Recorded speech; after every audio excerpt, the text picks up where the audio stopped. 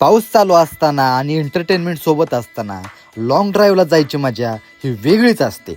आम्ही चाललो होतो चाळीसगावला, तर तुफान पाऊस लागला होता आम्हाला. ज्यांना भेटायला चाललो होतो त्यांचं एक हॉटेल होतं, हॉटेल न्यू माऊली. ते म्हणले तुम्ही जेवण करून घ्या हॉटेलवरती, तोपर्यंत मी येतोच. मग काय, आम्ही गाडी लावली आणि डायरेक्ट हॉटेलमध्ये एंट्री मारली.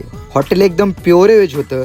एंट्रीलाच आम्हाला दिसलं वाटीत पाणी, पाण्यात गुलाबाच्या पाकळ्या. पुढे गेल्यावर बघतो तो काय, आमचे गुरुजी म्हणजे झोळ सर हो, ऑलरेडीच वैभव भैया सोबत बसून त्यांच्यासोबत गप्पा मारत होते. म्हणजे गप्पा नव्हते मारत, आमचा जो नवीन चित्रपट आलाय ना, राया आणि प्रीती, त्यातले रील दाखवत होते. वैभव भैयाने अतिशय एकदम हॉटेल सुंदर डेकोरेशन केलं होतं. इकडे काही डिओ ठेवले होते, इकडे काही मग वरती अतिशय बारीक छोटे छोटे डायलॉग प्रिंट करून ठेवले होते. वाचायला अगदी खूप मजा येत होती. आमचे सारखं नाही, खायचे लई शौकीन बघा.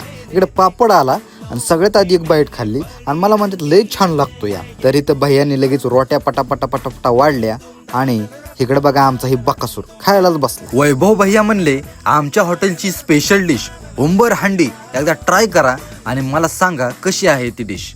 तर भैयाने आता वाढले आमच्या ताटामध्ये. आमच्या सरांना काही आवरलं नाही, पटापटा एक घास खाल्ला, गरम होतं. आणि सरांची रिॲक्शन बघा, हा अद्भुत अद्भुत है, टेस्ट ही लय भारी म्हणले.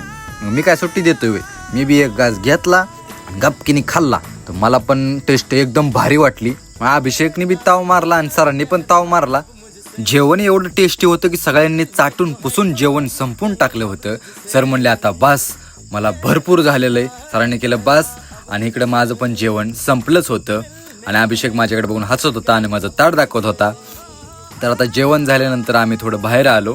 बाहेर आलं हे बघितलं अभिषेक कुठेतरी चाललाय. अभिषेक म्हणला हे काय, इथं काहीतरी आहे, आपण बघू. बघतो तर काय, इकडे लहान मुलांना खेळण्यासाठी घसरगुंडी, झोके वगैरे होते. अखेर ज्यांना आम्ही भेटायला आलो होतो त्यांची आमची भेट झाली, म्हणजेच आपले ससाने मामा. आणि भेट झाल्यानंतर मी आणि अभिषेक गाडीच्या दिशेने चाललो. अभिषेक म्हणला आता माझं जेवण लय झाले, आता मी झोपतो, तुम्ही गाडी चालवा, मला काय घेऊन देण नाही. शेवटी आम्हाला ससाने मामा गाडीपर्यंत सोडवायला आले. आता आम्ही पण खूप कंटाळलो होतो, गाडी चालवायची होती आणि अभिषेक निवांत आता मागं बसला होता. तर मित्रांनो, भेटूयात पुढच्या व्हिडिओमध्ये.